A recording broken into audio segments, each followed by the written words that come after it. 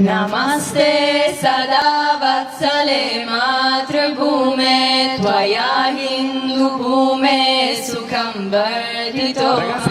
महामङ्गले पुण्यभूमे त्वदर्थे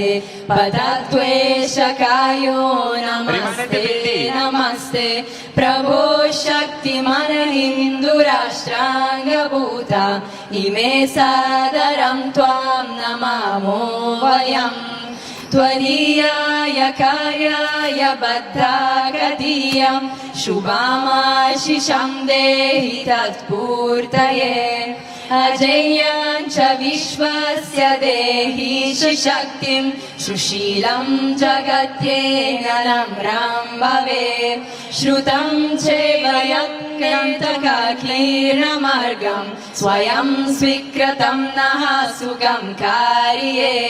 समुत्कर्षणं श्रेयसस्येकमुत्क्रं परं साधनं नाम वीरव्रतम्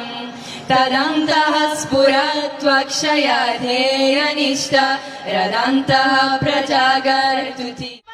चिन्तिगम्बरे मनो विनोदं हेतु अस्मि